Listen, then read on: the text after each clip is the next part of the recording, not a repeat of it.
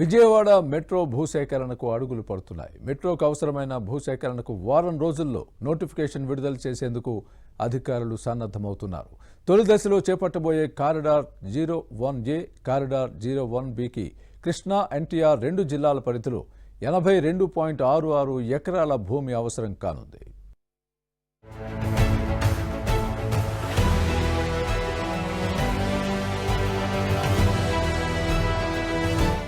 విజయవాడ మెట్రోకు అవసరమైన భూసేకరణకు వారం రోజుల్లో నోటిఫికేషన్ విడుదల చేసేందుకు అధికారులు సన్నద్దమవుతున్నారు.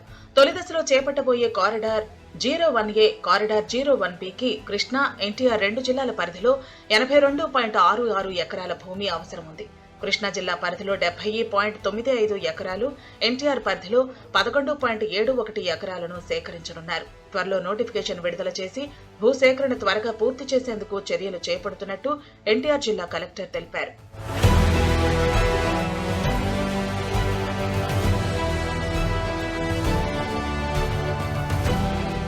భూసేకరణకు మొత్తం 1.152 కోట్లు అవుతుందని అంచనా వేశారు. తొలి దశలో చేపట్టే మెట్రో లైన్ కోసం సేకరించబోయే 82.66 ఎకరాల్లో రైల్వే సహా కేంద్ర ప్రభుత్వ సంస్థలకు చెందిన స్థలం 1.03 ఎకరాలు ఉంది. రాష్ట్ర ప్రభుత్వ సంస్థలది 4.86 ఎకరాలు, ప్రైవేటు భూమి 76.77 ఎకరాలు ఉన్నాయి. ఏపీ ఎంఆర్సీఎల్ ఎండీ ఆధ్వర్యంలో రెండు జిల్లాల కలెక్టర్లతో ప్రతిరోజు 15 రోజులకోసారి సమీక్ష సమావేశాలను ఏర్పాటు చేస్తున్నారు. వీలైనంత తొందరగా విజయవాడ మెట్రో పనులు ఆరంభించేలా చర్యలు చేపడుతున్నారు.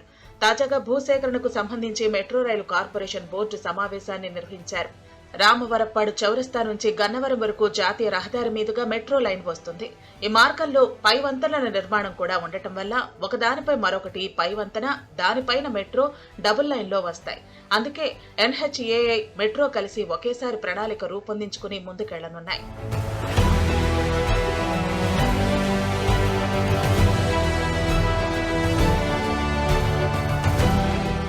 విజయవాడ మెట్రో ఫేజ్ 01 భూసేకరణ కోసం త్వరితగతిన చర్యలు చేపడుతున్నారు అధికారులు.